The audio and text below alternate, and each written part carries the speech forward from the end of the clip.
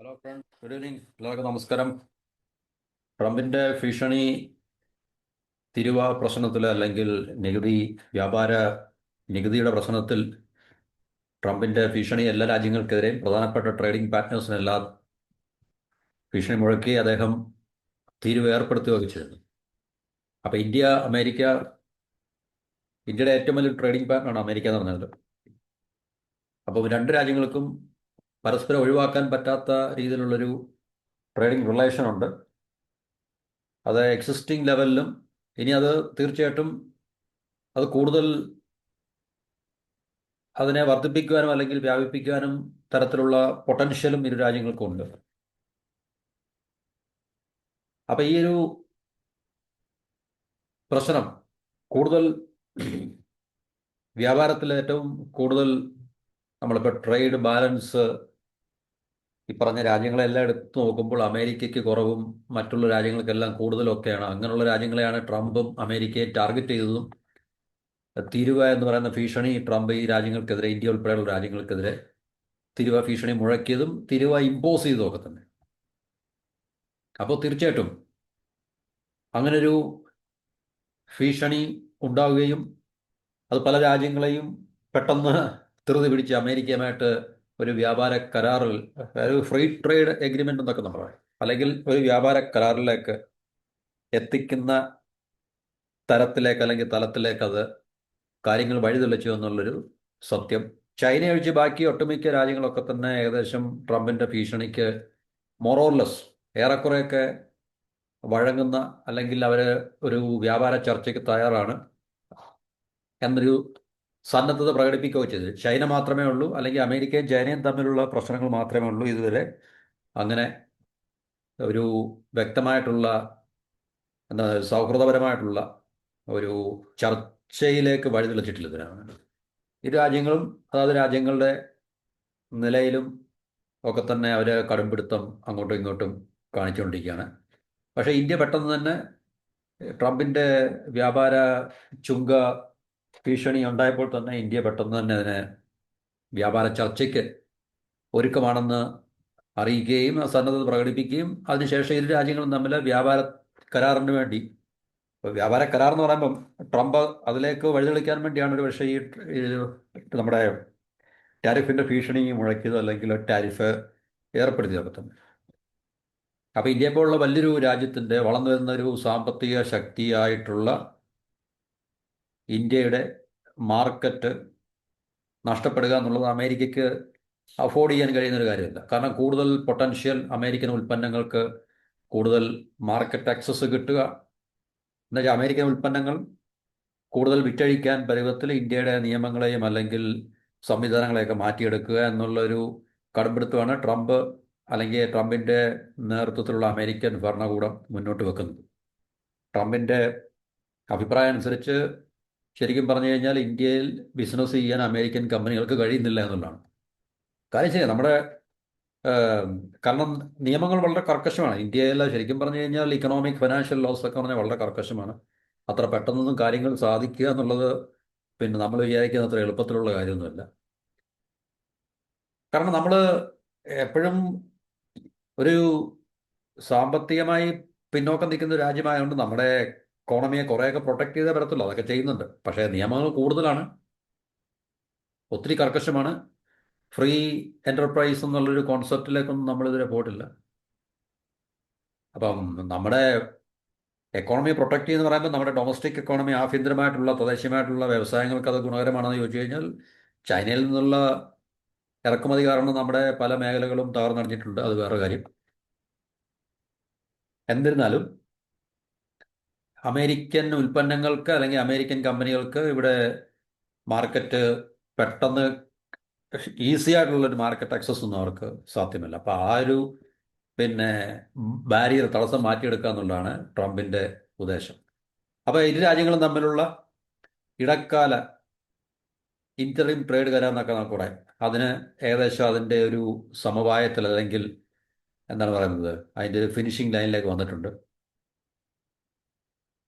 അപ്പോൾ ആദ്യം ട്രംപിൻ്റെ ആ ഭീഷണിക്ക് പിന്നാലെ ഇന്ത്യ അത് വ്യാപാര കരാറിന് സമ്മതിക്കുകയായിരുന്നു. 20% താഴെ ഇറക്കുമതി തീരുവ നിശ്ചയിക്കുന്ന തരത്തിൽ ക്യാപ്പ് ചെയ്യാന്ന് പറയും ഇരു രാജ്യങ്ങളും ഇന്ത്യയും യു എസും തമ്മിൽ. അപ്പം അതിലേക്കുള്ള വ്യാപാര കരാറുകൾ ചർച്ചകൾ പുരോഗമിക്കുന്നുണ്ട്. അപ്പം ഇടക്കാല വ്യാപാര കരാർ ഉടനടി സാധ്യമാകും എന്നാണ് പ്രതീക്ഷ, എന്നാണ് നമുക്ക് റിപ്പോർട്ടിൽ നിന്ന് നമുക്ക് മനസ്സിലാക്കാൻ സാധിക്കുന്നത്. ഓക്കെ, കാരണം ഏത് സംഭവം ഉണ്ടായാലും ലോകത്ത് രാജ്യങ്ങൾ തമ്മിലുള്ള പ്രശ്നങ്ങൾ സാമ്പത്തികമായാലും പ്രതിരോധപരമായിട്ടുള്ള സ്ട്രാറ്റജിക് തന്ത്രപരമായിട്ടുള്ളതായാലും അതിർത്തി പ്രശ്നങ്ങളായാലും എല്ലാം തന്നെ ചർച്ചകളിൽ കൂടെ അല്ലേ സമവായത്തിലെത്തുക എന്നുള്ളതാണ് ഏറ്റവും അനുയോജ്യമായ ഒരു കാര്യം. അപ്പോൾ ഇവിടെ അതുകൊണ്ടാണ് ഏറ്റവും ഇരു രാജ്യങ്ങൾക്കും ഗുണകരമാകുന്ന രീതിയിൽ ചർച്ച പുരോഗമിക്കുകയും അങ്ങനെ ഒരു കരാർ ഉണ്ടാക്കിയെടുക്കുകയും ചെയ്യുക എന്നുള്ളത് ഇന്ത്യയുടെയും കൂടെ താല്പര്യത്തെ മുൻനിർത്തിക്കൊണ്ടാണ്. ഇന്ത്യയുടെ താല്പര്യത്തെ ഹനിക്കുന്ന രീതിയിലായതിൽ പുതിയ വ്യാപാര കരാർ. അപ്പോൾ ഇത് ബ്ലൂംബർഗ് എന്ന് പറയുന്ന ഇന്റർനാഷണൽ മീഡിയ റിപ്പോർട്ട് ചെയ്തതാണ്. മറ്റു രാജ്യങ്ങളുമായിട്ട് താരതമ്യം ചെയ്യുമ്പോൾ ഇന്ത്യക്ക് അനുകൂലമായിരിക്കും ഈ പുതിയ കരാർ എന്നാണ്. അത് തീർച്ചയായിട്ടും അങ്ങനെ ആവാനുള്ള സാധ്യതയാണ് ഏറ്റവും കൂടുതൽ. യു എസിലേക്ക് ഇറക്കുമതി ചെയ്യുന്ന ഉൽപ്പന്നങ്ങൾക്ക് തീരുവ നിശ്ചയിച്ച് ട്രംപ് എല്ലാ രാജ്യങ്ങൾക്കും അല്ലെങ്കിൽ അവരുടെ പ്രധാനപ്പെട്ട ട്രേഡിംഗ് പാർട്ട്നേഴ്സിനെല്ലാം തന്നെ ട്രംപിൻ്റെ ഗവൺമെൻറ് അതിനുള്ള ലെറ്റർ അയച്ചിട്ടുണ്ടായിരുന്നു. പിന്നെ ലെറ്റർ മീൻസ് അതിൻ്റെ വിവരങ്ങൾ. അപ്പോൾ ഇത് അത്തരം കർക്കശമായിട്ടുള്ള നിലപാടുകൾ ഇന്ത്യയോട് സ്വീകരിക്കുന്ന ഒരു കാഴ്ച നമ്മൾ കണ്ടിട്ടില്ല. കാരണം ഇരു രാജ്യങ്ങൾക്കും പരസ്പരം അങ്ങോട്ടും ഇങ്ങോട്ടും വളരെ കൂടുതൽ ആശ്രയിക്കേണ്ടി വരും. കാരണം അമേരിക്കയും ചൈനയും തമ്മിൽ നിലനിൽക്കുന്ന പലതരത്തിലുള്ള പ്രശ്നങ്ങൾ കാരണം ഇന്ത്യക്ക് തീർച്ചയായിട്ടും അമേരിക്കയ്ക്ക് ഒരുപക്ഷെ ഇന്ത്യ അങ്ങനെ കൈയൊഴിയാൻ സാധിക്കത്തില്ല. അപ്പോൾ ഇടക്കാല വ്യാപാര കരാറിനെ കുറിച്ചുള്ളൊരു പ്രഖ്യാപനം ഇരു രാജ്യങ്ങളും അതിനുള്ള സാധ്യത തെളിയുന്നുണ്ട്. അപ്പോൾ ഈ ഒരു കരാർ വരുന്നതോടുകൂടി, ഈ ഇടക്കാല കരാർ നിലവിൽ വരുന്നതോടെ ഇരു രാജ്യങ്ങൾക്കും ഇതൊരു ഇടക്കാല കരാറാണ് ഇപ്പോൾ വരാൻ പോകുന്നത്. ഇന്ററിം എന്നൊക്കെ പറയും, ഇടക്കാലം എന്നുവെച്ചാൽ അത് ഫുള്ളല്ല, ഫൈനലല്ല. അപ്പോൾ അത് ഈ ഫൈനലായിട്ടുള്ള ഒരു വ്യാപാര കരാറിലേക്ക് പിന്നെ ഉള്ള കൂടുതൽ ചർച്ചകൾ അതിനാവശ്യമാണ്. ഇതിപ്പോൾ പെട്ടെന്ന് ഒരു വളരെ ഷോർട്ട് ടൈമിൽ ഉണ്ടാക്കിയെടുക്കുന്ന ഒരു കരാറാണത്. അപ്പം ഇത് ആധികാരികമായിരിക്കത്തില്ല, കോംപ്രഹെൻസീവ് ആയിരിക്കത്തില്ല. അപ്പം ഒരു ഫൈനലായിട്ടുള്ള അല്ലെങ്കിൽ കൂടുതൽ ആ ഒരു കരാറിനെ എക്സ്റ്റെൻഡ് ചെയ്യുന്ന രീതിയിലേക്കുള്ള ചർച്ചകൾക്ക് സമയം വേണം. അത് പക്ഷേ ചിലപ്പം മാസങ്ങളോളം എടുക്കും, ചിലപ്പോൾ ഒരു വർഷമൊക്കെ വേണ്ടി വരും. കാരണം ഒത്തിരി മേഖലകൾ അതിനകത്തിൽ ഇരു രാജ്യങ്ങൾക്കും പിന്നെ ചർച്ച ചെയ്യാനും അല്ലെങ്കിൽ കൂടുതൽ എന്താണ് പറയുന്നത് അതിനെ, കാരണം രണ്ട് രാജ്യങ്ങളും വലിയ സമ്പദ് വ്യവസ്ഥ ആയതുകൊണ്ട് ഒത്തിരി സെക്ടേഴ്സിനെ കവർ ചെയ്യേണ്ടതുണ്ട്. കാരണം അതിലേക്കുള്ള ഒരു ഫൈനലൈസേഷൻ കുറേ സമയമെടുക്കും. അപ്പോൾ അതിനു മുമ്പ് ഒരു ഇടക്കാല വ്യാപാര കരാർ ഇരു രാജ്യങ്ങളും ഒപ്പിട്ട് കഴിഞ്ഞാൽ തന്നെ ഒരു വഴികാട്ടിയായിത്തീരുമെന്നുള്ള ഒരു പ്രതീക്ഷയാണ് ഇപ്പോൾ. അപ്പോൾ ഇരു രാജ്യങ്ങൾക്കും അതിനുവേണ്ടി പ്രിപ്പയർ ചെയ്യാൻ, ഹോംവർക്ക് ചെയ്യാനൊക്കെ കൂടുതൽ സമയം ലഭിക്കും ആ ചർച്ചകൾ നടന്നുകൊണ്ട് പോകുമ്പോൾ. കാരണം രണ്ട് രാജ്യങ്ങൾ തമ്മിലുള്ള ഏത് പ്രധാനപ്പെട്ട വിഷയങ്ങളും പെട്ടെന്ന് സാധിക്കുന്നില്ല. കാരണം മാസങ്ങളോളം, ഒരുപക്ഷെ വർഷങ്ങളെടുത്ത് നീണ്ടു നിൽക്കുന്ന ചർച്ചകൾ, പിന്നെന്താ പറയുന്നത് അതിന് ട്രേഡ് ടോക്സ്, ഇവിടെ നമുക്ക് പറയാം ടോക്സ്. ഇവിടുന്ന് നമ്മുടെ പ്രതിനിധികൾ അങ്ങോട്ട് പോകും, അവിടുന്ന് ഇങ്ങോട്ട് വരും. അങ്ങനെ കുറേ സമയമെടുത്ത് അതിനകത്തിൽ അഡീഷൻസും ഡിലീഷൻസും അല്ലേ, നമ്മൾ പറയുന്നത് അവർക്ക് ഒരുപക്ഷെ സ്വീകാര്യമാകത്തില്ല, അവർ പറയുന്നത് നമുക്ക് സ്വീകാര്യമാകത്തില്ല. അപ്പം അങ്ങനെയൊക്കെയുള്ള ഒത്തിരി പ്രശ്നങ്ങളിൽ കൂടെ കടന്നു പോയിട്ട് അവസാനം അതിൻ്റെ ഒരു ഫിനിഷിംഗ് ലൈനിൽ എത്തുവാൻ കുറേ സമയമെടുക്കും. അപ്പോൾ അതുപോലാണ് ഇവിടെയും സംഭവിക്കാൻ പോകുന്നത്. അപ്പോൾ അതിനു മുമ്പ് ഇടക്കാല കരാർ ഉണ്ടാക്കിയെടുക്കുക എന്നുള്ളതാണ് ഇരു രാജ്യങ്ങളുടെയും ലക്ഷ്യം. അപ്പോൾ ഈ ബൃഹത്തായിട്ടുള്ള കോംപ്രഹെൻസീവ് ആയിട്ടുള്ള കരാർ ഒപ്പിടുന്നതിന് മുമ്പ് ഈ തർക്ക വിഷയങ്ങളൊക്കെ തന്നെ പരിഹരിക്കുക, അതിൻ്റെ ഒരു ബ്ലൂ പ്രിന്റ് തയ്യാറാക്കുക എന്നുള്ളതാണ് ശരിക്കും പറഞ്ഞ ഇടക്കാല കരാറിൽ കൂടെ ഉണ്ടാക്കിയെടുക്കുന്നത്. അപ്പോൾ ഈ മാറ്റം എന്തിനാണെന്ന് ചോദിച്ചു കഴിഞ്ഞാൽ 26% ഇന്ത്യക്ക് മുകളിൽ നേരത്തെ പ്രഖ്യാപിച്ചിരുന്ന അടിസ്ഥാന നികുതി.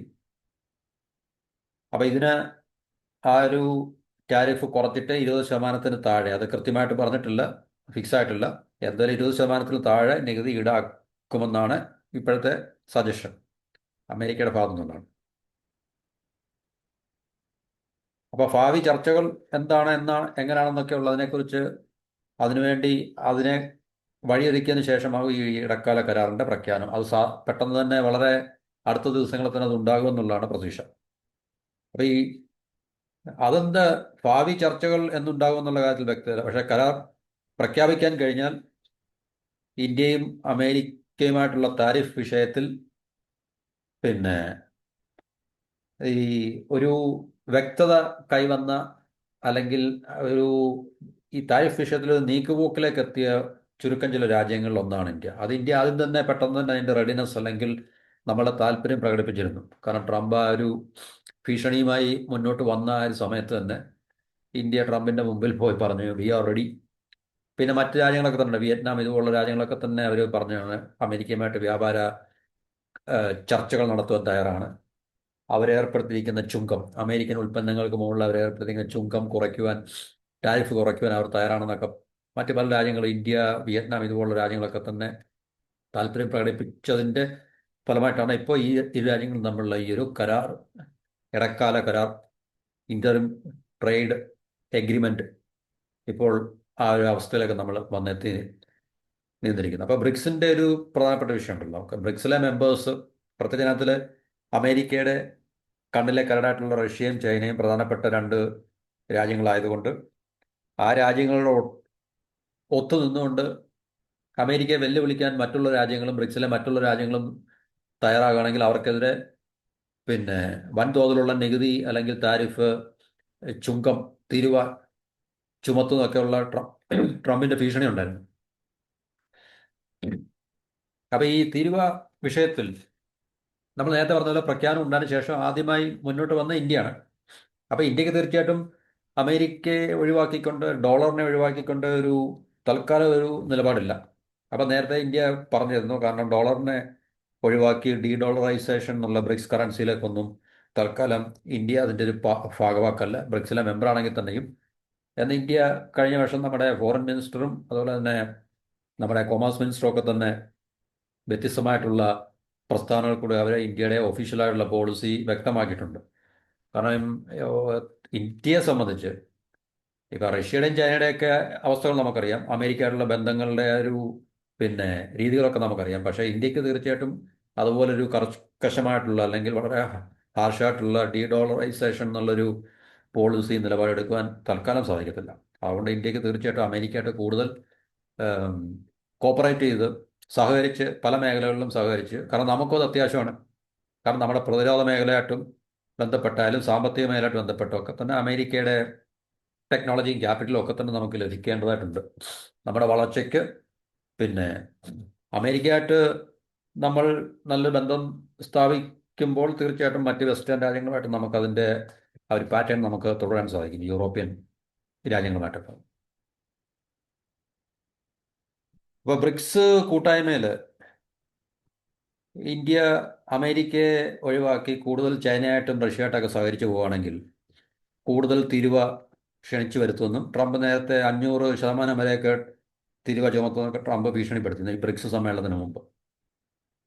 അപ്പോൾ അമേരിക്കൻ ഡോളറിനെ മറികടന്ന് ബ്രിക്സ് കറൻസി ഉണ്ടാക്കുന്നുണ്ടെന്നൊക്കെ ഉള്ളൊരു ആശങ്ക അമേരിക്കയുടെ ഭാഗത്തു നിന്നുണ്ട്. അപ്പോൾ അതുകൊണ്ട് ട്രംപ് വന്നപ്പോൾ മുതൽ ഇതിനെതിരെ ആര് ഡോളറിനെ കൈവിടുന്നു ആ രാജ്യങ്ങൾക്കെതിരെ കർശനമായിട്ടുള്ള നിലപാട് അമേരിക്കൻ ഭരണകൂടം അല്ലെങ്കിൽ ഡൊണാൾഡ് ട്രംപിൻ്റെ ഭരണകൂടം എടുക്കുമെന്നുള്ളത് ട്രംപ് ഒരു കോംപ്രമൈസും ഇല്ലത് പറഞ്ഞുകൊണ്ടിരിക്കുകയാണ് ശരിക്കും പറഞ്ഞാൽ. അപ്പം ശരിക്കും പറഞ്ഞാൽ റഷ്യയുടെയും ചൈനയുടെയും ഇറാൻ്റെയും ഒക്കെ തന്നെ പദ്ധതിയാണ് ബ്രിക്സിൻ്റെ പ്രത്യേക കറൻസി ഉണ്ടാക്കുക എന്നുള്ളത്. അമേരിക്കയുമായിട്ട് അമേരിക്കൻ ഡോളറിനെ ഡിപ്പെൻഡ് ചെയ്യുക എന്നുള്ളത് അവരുടെ ഒരു എന്നുവെച്ചാൽ ഡോളറിനെ ഡിച്ച് ചെയ്യുക അല്ലെങ്കിൽ ഒഴിവാക്കുക എന്നുള്ള ഈ രാജ്യങ്ങളിൽ ഏറ്റവും കൂടുതൽ മുൻപന്തിയിൽ നിൽക്കുന്ന. പക്ഷേ ഇന്ത്യനകത്തിൽ ബ്രിക്സിലുണ്ടോ എന്ന് ചോദിച്ചാൽ ബ്രിക്സിലുണ്ട്. പക്ഷേ ഡോളറിനെ ഡാമേജ് ചെയ്യുന്ന തരത്തിൽ അല്ലെങ്കിൽ അമേരിക്കൻ ഡോളറിൻ്റെ പിന്നെ ഡോമിനൻസ് അല്ലെങ്കിൽ അമേരിക്കയെ ഡിച്ച് ചെയ്യുന്ന രീതിയിൽ ഇന്ത്യ ഇതുവരെ നിലപാടുകളൊന്നും എടുത്തിട്ടില്ല. കാരണം ഇന്ത്യക്ക് തൽക്കാലം അങ്ങനെ അതിന് സാധ്യമല്ല എന്നുള്ള കാര്യം നമ്മൾ മനസ്സിലാക്കുക. അപ്പോൾ ഈ ബ്രിക്സ് കറൻസി ഉണ്ടാക്കുവാൻ സാധ്യതയുണ്ട് എന്നുള്ളൊരു വിവരം, അങ്ങനെ ഒരു ആശങ്ക അമേരിക്കയ്ക്കും ട്രംപിനും ഒക്കെ ഉള്ളത് ആണ് ശരിക്കും പറഞ്ഞു കഴിഞ്ഞാൽ ട്രംപിനെ കൂടുതൽ അത് എന്താണ് പറയുന്നത്, ഈ ബ്രിക്സ് രാജ്യങ്ങളുടെ മുകളിൽ 500%-അടുത്ത് അല്ലെങ്കിൽ 500%-ഓളം തീരുവ പ്രഖ്യാപിക്കുന്നൊക്കെ ഭീഷണി മുഴക്കിയത് ഈ ഒരു ആശങ്കയുടെ പുറത്താണ് ശരിക്കും പറഞ്ഞത്. അപ്പോൾ ഇന്ത്യ തീർച്ചയായിട്ടും ബ്രിക്സ് കറൻസിയോട് വലിയ താല്പര്യമൊന്നുമില്ല. കാരണം ഒന്നാമത്തെ കാര്യം, അത് ചൈനയ്ക്ക് കൂടുതൽ പിന്നെ എന്താണ് പറയുന്നത് പ്രാമുഖ്യം നൽകുന്ന ഒരു അവസ്ഥയായിരിക്കും. അതുകൊണ്ട് ഇന്ത്യനകത്തിൽ ബ്രിക്സ് കറൻസി ഉണ്ടാക്കുന്നതിൽ ഇന്ത്യ ഇതുവരെ ഒരു പോസിറ്റീവായിട്ടുള്ളൊരു നിലപാടെടുത്തിട്ടില്ല. ഡോളറിനെ തഴഞ്ഞുകൊണ്ട് ബ്രിക്സ് കറൻസിയെ സപ്പോർട്ട് ചെയ്യുകയാണെങ്കിൽ നമ്മൾ ചൈനയെ സപ്പോർട്ട് ചെയ്യുന്നതിന് തുല്യമായിരിക്കും അത്. എന്ന് വെച്ചാൽ ചൈനയുടെ പ്രാമുഖ്യത്തെ അല്ലെങ്കിൽ ചൈനയുടെ ഈ എന്താണ് പറയുക ആധിപത്യത്തെ, കാരണം അത് ചൈനയ്ക്ക് ചൈനയുടെ യുവാൻ ബേസ്ഡ് ആയിരിക്കും അതെന്ന് പറഞ്ഞു കഴിഞ്ഞാൽ തീർച്ചയായിട്ടും ബ്രിക്സ് കറൻസി എന്ന് പറഞ്ഞു കഴിഞ്ഞാൽ. കാരണം ഏറ്റവും വലിയ സാമ്പത്തിക രാജ്യം, സാമ്പത്തികമായി മുന്നിൽ നിൽക്കുന്ന രാജ്യമായതുകൊണ്ട് തീർച്ചയായിട്ടും ചൈന അവരുടെ കറൻസിയെ പിന്നെ എന്താണ് പറയുന്നത് റിലേറ്റ് ചെയ്തുകൊണ്ട് മാത്രമേ ബ്രിക്സ് കറൻസി ഉണ്ടാകാനുള്ള സാധ്യത. കാരണം ചൈനയ്ക്കായിരിക്കും അതിനകത്തിൽ ഉണ്ടാകാൻ പോകുന്ന ഇൻസ്റ്റിറ്റ്യൂഷൻസ് അല്ലെങ്കിൽ അതുപോലുള്ള എല്ലാം ചൈനയുടെ അധീനതയിലായിരിക്കും, ഡോമിനൻസിലായിരിക്കും. കാരണം ചൈന ഏറ്റവും വലിയ സാമ്പത്തികമായി മുന്നിൽ നിൽക്കുന്ന രാജ്യമായുണ്ട്. അത് ഇന്ത്യക്ക് തീർച്ചയായിട്ടും ആ ഒരു നിലപാട് ലേക്ക് ഇന്ത്യ പോകത്തില്ല. അതുകൊണ്ട് ഇന്ത്യ ബ്രിക്സ് കറൻസി എന്നുള്ളത് തൽക്കാലം അതിനകത്തിൽ കൂടുതൽ നമ്മൾ കൈ കൊടുത്തിട്ടില്ല എന്നാണ് നമുക്കറിയാൻ സാധിക്കുന്നത്. അപ്പം അതുകൊണ്ട് ചൈനയ്ക്കും റഷ്യയ്ക്കും ഒക്കെ തന്നെ അത് ഇന്ത്യയുടെ ഈ നിലപാടിനോട് ഇറിറ്റേഷൻ ഉണ്ട് താനും. കാരണം ഇന്ത്യ ഒരു മിഡിൽ പാത്താണ് സ്വീകരിക്കുന്നത്. കൂടുതൽ രണ്ട് സൈഡിലോട്ടും കൂടുതലായിട്ട് മമതയില്ല. എന്നാൽ അമേരിക്കയായിട്ട് ബന്ധമുണ്ടോ എന്ന് ചോദിച്ചു കഴിഞ്ഞാൽ നല്ല ബന്ധമുണ്ട്. ബ്രിക്സിലുണ്ടോ എന്ന് വെച്ചാൽ ബ്രിക്സിലുണ്ട്. എന്നാൽ ബ്രിക്സിൻ്റെ കൂടെ ഒന്ന് റഷ്യയുടെയും ചൈനയുടെയും ഇറാൻ്റെയും കൂടെ വന്നിട്ട് അമേരിക്കക്കെതിരെ പൂർണ്ണമായിട്ടും ഒരു എന്താ പറയുന്നത് എതിരാളിയാകുക എന്നുള്ള നയമില്ല. അതുപോലെ തന്നെ അമേരിക്കയുടെ ഒപ്പം നിന്ന് കൂടുതൽ ഈ റഷ്യ, ചൈന അല്ലെങ്കിൽ ഇറാൻ ആക്സിസിനെതിരെ ഉള്ള കളികളുമില്ല. അപ്പോൾ ഇന്ത്യ ഒരു മിഡിൽ പാത്ത്, ഒരു എന്താണ് പറയുന്നത് നടുക്കൂടി ഇങ്ങനെ പോകുക എന്നുള്ളൊരു നയമാണ് ഇന്ത്യയുടെ നല്ലത്. അതെപ്പോഴും പണ്ടും അങ്ങനെ തന്നെയാണ് ഇന്ത്യ എപ്പോഴും നല്ലത്. ഒരുപക്ഷെ ലോകരാജ്യങ്ങളുടെ കൂട്ടത്തിൽ തന്നെ ഇങ്ങനെ സ്ട്രേഞ്ച് ആയിട്ടുള്ള ഫോറിൻ പോളിസി, വിദേശ നയങ്ങൾ നിലപാടുള്ള ഒരു രാജ്യം ഇന്ത്യ തന്നെ ആയിരിക്കും എപ്പോഴും, എല്ലാ കാലത്തും. അപ്പം അതാണ് ഇപ്പോഴത്തെ ഇന്ത്യ US സമ്പദ് വ്യവസ്ഥയുമായി ബന്ധപ്പെട്ട അല്ലെങ്കിൽ നമ്മുടെ വ്യാപാര മേഖലയുമായി ബന്ധപ്പെട്ട ഒരു വാർത്ത എന്ന് പറഞ്ഞു കഴിഞ്ഞാൽ ഏകദേശം ഇരു രാജ്യങ്ങൾക്കും ഒരു എന്താണ് പറയുന്നത് സംതൃപ്തികരമായിട്ടുള്ള രീതിയിലേക്ക് ഇടക്കാല വ്യാപാര കരാറായിട്ടുണ്ട്. അപ്പോൾ ഏകദേശം ടാരിഫ് 20% താഴെ ചുമത്തുവാനായിരിക്കും പദ്ധതി ഇടുന്നത്. ഇപ്പോൾ ബൃഹത്തായിട്ടുള്ള കോംപ്രഹെൻസീവ് എന്ന് പറയുന്ന ഒരു തരത്തിലുള്ള ഒരു വ്യാപാര കരാറിലേക്ക് എത്തുവാൻ ഇനിയും സമയങ്ങളെടുക്കും. അപ്പോൾ അതിന് മുന്നോടിയായിട്ട് അതിൻ്റെ ഒരു ബ്ലൂ പ്രിൻ്റ് അല്ലെങ്കിൽ അതിനൊരു എന്താണ് പറയുന്നത് ഒരു വഴികാട്ടിയായിട്ടാണ് ഇപ്പോഴത്തെ ഇടക്കാല കരാറ് പ്രാബല്യത്തിൽ വരുന്നത്. അത് വളരെ താമസിയാതെ പക്ഷേ ഈ മാസം തന്നെ അത് പിന്നെ എന്താണ് പറയുന്നത് ഒരു യാഥാർത്ഥ്യമാകുവാനുള്ള സാധ്യതയുണ്ട്. അതിനെക്കുറിച്ച് കൃത്യമായിട്ടുള്ള വിവരങ്ങളൊന്നുമില്ല. എന്ന് പ്രഖ്യാപിക്കപ്പെടും എന്നുള്ളതിനെക്കുറിച്ച് കൃത്യമായിട്ടുള്ള വിവരങ്ങളൊന്നുമില്ല. പക്ഷേ അതെല്ലാം ഏകദേശം ഒരു ധാരണയിലായി അതിൻ്റെ ഒരു ഫൈനലൈസേഷൻ അല്ലെങ്കിൽ ഒരു ഫൈനൽ ഫിനിഷിംഗ് ലൈനിലേക്ക് ആയിട്ടുണ്ട് എന്നുള്ള വിവരമാണ് നമുക്ക് ലഭിക്കുന്നത്. അപ്പോൾ ഇത്രയാണ് നമുക്ക് ഈ ഒരു ടോപ്പിക്കിനെ കുറിച്ച് ഇവിടെ ഷെയർ ചെയ്യാനുള്ളത്. അപ്പോൾ മറ്റൊരു ടോപ്പിക്കുമായിട്ട് അടുത്ത വീഡിയോയിൽ കാണാം. എല്ലാവർക്കും നന്ദി, നമസ്കാരം.